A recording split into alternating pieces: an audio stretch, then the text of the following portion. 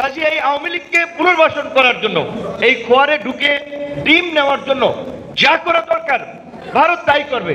সেজন্য দেশের অভ্যন্তরীণ তাদের অস্থিতিশীলতা তৈরি থেকে শুরু করে ওপার থেকে, এই নাম আমি বলতে চাই না, নাম বলে ভাইরাল করতে চাই না, আপনি ধরেন মমতা বন্দ্যোপাধ্যায়, তার কোনো রুলস অফ বিজনেসের মধ্যে পড়ে না যে তিনি বাংলাদেশে শান্তি রক্ষী বাহিনী পাঠানোর কথা বলতে পারেন। তিনি তো একটা রাজ্যের মুখ্যমন্ত্রী, এটা কেন্দ্রীয় সরকারের বিষয়। দ্বিতীয়ত আরেক ফটকা, মানে আলোচনায় থাকার জন্য আবল তাবল বলে। আগে মমতা বন্দ্যোপাধ্যায় পার্টি করেছে, শুভেন্দু অধিকারী ওই যে বিজেপির পশ্চিমবঙ্গের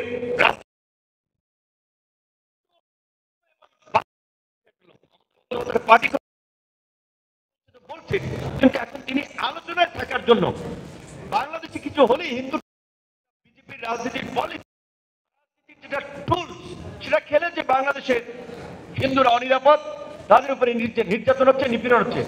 এই সরকারের আমলে বাংলাদেশের 53 বছর ইতিহাসে হিন্দুরা সবচেয়ে সিকিউরিটি ভোগ করছে, সবচেয়ে সুবিধা পাচ্ছে। এবার পুজোয় যে বাজেট দেওয়া হয়েছে, বাংলাদেশের কখনো এই রকমের বাজেট এবং প্রিভিলেজ।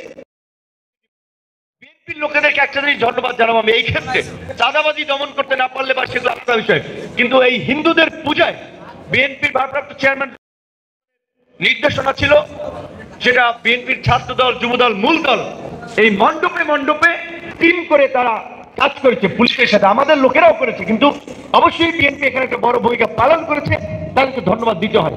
তো এই যে হিন্দু এত প্রিভিলেজ দেওয়ার পরেও ওই চিন্ময় দাস একজন ভারতের পররাষ্ট্র মন্ত্রণালয়ের কথা বলেছে, ট্রাম্প অফিসিয়াল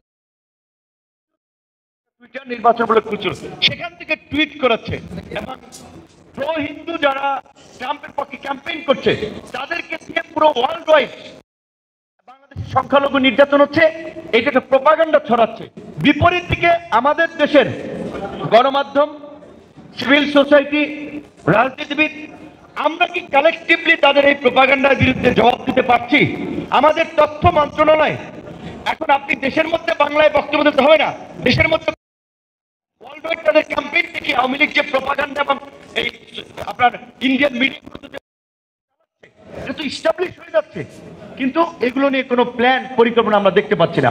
আমরা বারবার বলছিলাম এইটা একটা জাতীয় সংকট, অর্থনৈতিক সংকট, সামাজিক সংকট, এখন দাঁড়িয়েছে স্বাধীন।